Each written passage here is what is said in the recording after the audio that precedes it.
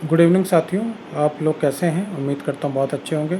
साथियों, फिर से एक बार आप लोगों से रूबरू होने का मौका मिला है। एक्चुअली कुछ साथियों ने मेरा जब वो लाइव में आया था वो वीडियो देखा तो उन्होंने कहा सर आपने हिंदी की बात नहीं की। तो देखिए, मैं बताना चाहूँगा कि 2022 का नोटिफिकेशन आप डाउनलोड कर लीजिए और 2022 में जितने भी लोग पुरानी एलिजिबिलिटी से एलिजिबल थे वही प्रस्ताव हम शासन को हमने दिया है और वही प्रस्ताव कोशिश करेंगे कि माननीय बघेल जी भी शायद यही प्रस्ताव भेजेंगे, यानी शिक्षा निदेशालय से भी यही प्रस्ताव जाएगा। तो थोड़ा सा इंतज़ार कर लीजिए।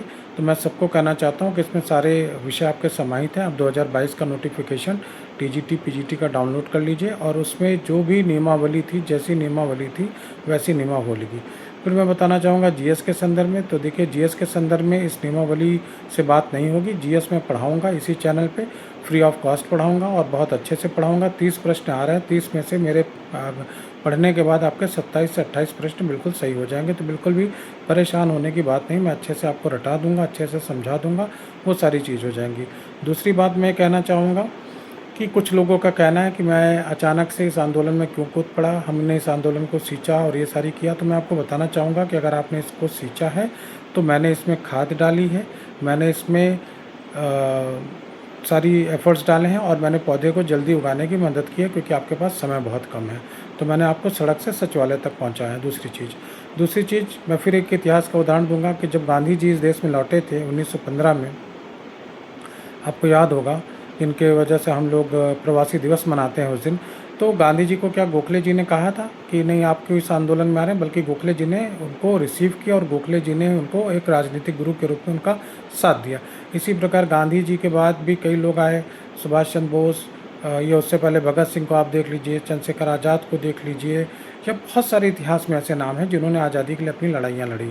तो ये आंदोलन किसी की बपौती नहीं। जैसे सुभाष चंद्र बोस आईसीएस की परीक्षा पास करके आईसीएस बने थे, चाहते तो मौज मस्ती करते, लेकिन उन्होंने लोगों के बारे में सोचा और आईसीएस से इस्तीफा देने के बाद वो स्वतंत्रता आंदोलन में कूदे और आज़ाद हिंद फौज बनाई। तो यानी हर व्यक्ति का अपनी एक लड़ाई होती है और हर व्यक्ति का अपना एक योगदान होता है। तो आप ये नहीं कह सकते कि फला व्यक्ति का योगदान ज़्यादा है, इस व्यक्ति का योगदान कम है।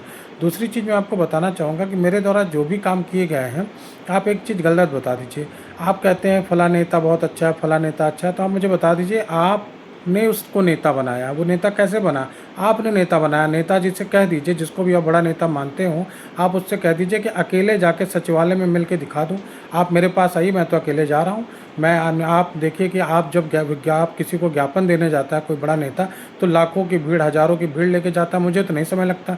मेरे पास साथी आए कुछ इलाहाबाद से, प्रयागराज से, 10 से 12 की संख्या में। उन्होंने कहा कमरे के अंदर मुलाकात करो, मैंने कमरे के अंदर मुलाकात करा दी। आपने देखा होगा निदेशक शिक्षा निदेशालय में कि हम ज्ञापन दे रहे हैं और कमरे के अंदर दे रहे हैं। आपने ऐसी कभी फ़ोटो देखी है? आपने नहीं देखी, क्योंकि आप भीड़ के साथ देखेंगे नेताओं की फ़ोटो।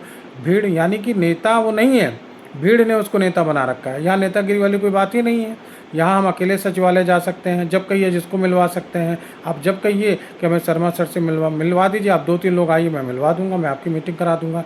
जब आप कहिए कि आपको मिनिस्टर से मिलना है, आप तरसते रह गए मिनिस्टर से मिलने के लिए, बहुत सारे नेता तरसते रह जाते हैं, लेकिन हम तो जब चाहते तब मिलवा देते हैं। हम भीड़ के साथ नहीं बात कर रहे हैं, आप अकेले दम पे, आप बहुत बड़े बाहुबली हैं, बहुत बड़ा आपका किसी का नाम है। मैं सारे नेताओं को कह रहा हूँ जो भी इस मुहिम में लगे हुए हैं कि आप बहुत बड़े नेता, तो आप अकेले जाके बिना भीड़ के आप किसी दरोगा से भिड़ के दिखा दीजिए, आप किसी दरोगा छोड़िए, आप किसी कांस्टेबल से भिड़ के दिखा दीजिए अकेले। भीड़ के दम पे चलना और भीड़ के दम पे कहना बहुत बड़ी बात होती है।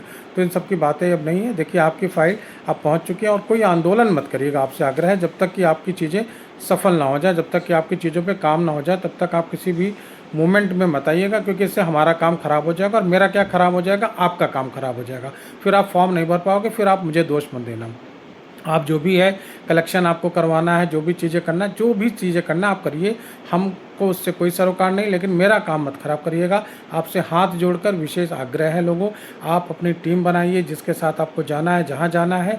और मैं फिर कह रहा हूँ कि हमारे में फालतू कमेंट आप करेंगे तो जो सुअर होंगे वही गंदगी फैलाएंगे। मेरा अब यही एक टैग लाइन रहेगी कि सुअर लोग कमेंट ना करें, अच्छे लोग कमेंट करें। क्योंकि अगर आपका ख़राब कमेंट हुआ, गंदगी फैलाई आपने मेरे चैनल पे, तो आप सुअर की उपमा से नवाजे जाएंगे। मेरे साथियों, आप लोग ये ध्यान रखिएगा कि जो भी व्यक्ति इधर उधर की बातें करे उसको आप तुरंत कह दीजिएगा स्वागत है सुअर महाराज, मैं भी यही लिख दूंगा।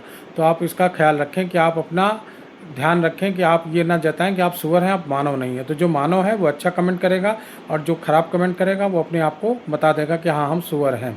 तो ऐसा कोई काम ना करें। दूसरी चीज़ कि आपका काम हो रहा है, मैं बार बार कह रहा हूँ, तो बार बार मुझे कॉल ना करें, बार बार मैसेज ना करें पर्सनली।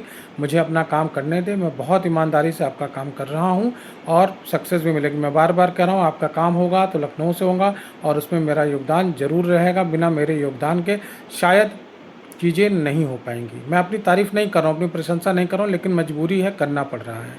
मजबूरी है, सारी चीज़ें, बहुत सारी चीज़ें मजबूरी में कहना पड़ता है, करना पड़ता है।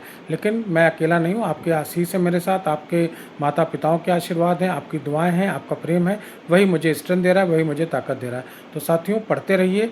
जीएस की चिंता बिल्कुल मत करिए, मैंने बता दिया। किसी भी चीज़ की चिंता मत करिए। आपका भाई, आपका मित्र लखनऊ में बैठा है। जहाँ जाना होगा, जिससे मिलना होगा, मैं करूँगा। और जब मुझसे चीज़ें नहीं समझ पाएंगी तो मैं 2-4 लोग आ जाइएगा, मैं बुला लूँगा, आपको मैसेज दे दूँगा, आप लोग आ जाइएगा, हमारे साथ खड़े होइएगा। आपको सिर्फ फॉर्म भरने से मतलब है, चाहे वो किसी भी नियमावली से आए, चाहे वो नई से आए, चाहे पुरानी से आए, क्योंकि नई नियमावली से आएगा तो सबको मौका मिलेगा, आपको भी और जो बच्चे हैं। तो फिर से मैं कह रहा हूँ, 2022 का नोटिफिकेशन डाउनलोड कर लें। 2022 में जो लोग एलिजिबल थे वो एलिजिबल रहेंगे और बीएफए वाले भी एलिजिबल रहेंगे, सारे लोग एलिजिबल रहेंगे। तो यानी ना बीएड वालों का नुकसान है, ना नॉन बीएड वालों का नुकसान है, सब लोग इसमें शामिल हो रहे हैं। तो मैंने अपनी बातों को कह दिया और आज़ादी की लड़ाई से आपको उदाहरण दे दूँ कि अब मुझे ये मत कहिएगा, क्योंकि आंदोलन किसी की बपौती नहीं होती है। ये मेरी भी लड़ाई है, आपकी भी लड़ाई है। आप अपने तरीके से लड़िए, मैं अपने तरीके से लड़ूंगा। बाकी पीठ पीछे गाली तो लोग भगवान को भी देते हैं, प्रधानमंत्री को देते हैं। जिसकी हिम्मत है वो सामने से आके बात करेगा, उस दिन उसको उसकी असली औकात में बता दूंगा कि वो क्या है, असली औकात बता दूंगा। लेकिन सामने से आके बड़े पीठ पीछे तो कहने वाले भौंकते रहते हैं, उससे मुझे कोई मतलब नहीं। तो साथियों, बस ये कहना है का, बाकी थोड़ी सी लैंग्वेज हार्ड हो रही है मेरी। क्या करूं कि इतनी गंदगी में उतर गई हैं चीज़ें कि मैं काम करूं और ये सब भी बातें करूं। फिर भी आप लोगों को बहुत बहुत शुभकामनाएं कल स्वतंत्रता दिवस की। और बहुत जल्दी आप लोग एक नोटिफिकेशन मिलेगा। आप कुमार कौशल का वीडियो देख लीजिए, जिसमें आज वो आयोग गए थे। आयोग से भी काफ़ी पॉजिटिव वाइब्रेशन उनको मिले हैं। उन्होंने अपने वीडियो में इस चीज़ को बताया भी कि जो आयोग अभी तक सिर्फ बात करता था नई नियमावली, आज वो कहने लगा कि नई एकल विषय वालों को पुरानी नियमावली से चीज़ें मिल जाएंगी। तो आप उस वीडियो को देख सकते हैं। और नहीं भी देखा है तो कोई देखने की जरूरत है, आप विश्वास कीजिए, आपके हितों में चीज़ें हो रही हैं। लेकिन उससे क्या होता है कि चीज़ें थोड़ा सा समझ में आने लगती हैं कि चीज़ें आपके माहौल आपके लिए बन रहा है। बस इन्हीं शब्दों के साथ स्वतंत्रता दिवस की बहुत बहुत शुभकामनाएं दोस्तों। और माता पिता का आशीर्वाद लीजिए, उनकी सेवा कीजिए और किसी की दुआएं लीजिए, बद दुआएं ना लीजिए। अच्छे शब्दों का प्रयोग करिए, क्योंकि हमारे हिंदू मैथोलॉजी में कहा जाता है कि जब आप शब्दों का प्रयोग नहीं करते हैं तो आपकी ज़बान पर सरस्वती माँ का निवास होता है। अच्छा सोचिए, स्वस्थ रहिए और कल बहुत बहुत अच्छे से खाइए। और जो लोग मेरे साथ जुड़ना चाहते हैं लखनऊ में आएँ, और कुछ लोग जो रायबरेली में हैं, विवेक सिंह मेरे भाई हैं, उनके पास जाएँ ब्लॉक में। वहाँ झंडारोहण का प्रोग्राम है। आपको लड्डू, समोसे, कोल्ड ड्रिंक, चाय जो भी होंगी वो बिना चंदा के वहाँ पे आपको दी जाएंगे। और लखनऊ में भी मेरे साथ जो लोग भी आना चाहें वो मुझे फ़ोन करें। और कल प्रातः झंडारोहण है, 8 से 9 के बीच में आप आइए, हम लोग साथ मिलकर झंडारोहण करेंगे और सारी चीज़ों को एंजॉय करेंगे। धन्यवाद। जय हिंद, जय भारत। स्वतंत्रता दिवस की बहुत बहुत शुभकामनाएं दोस्तों।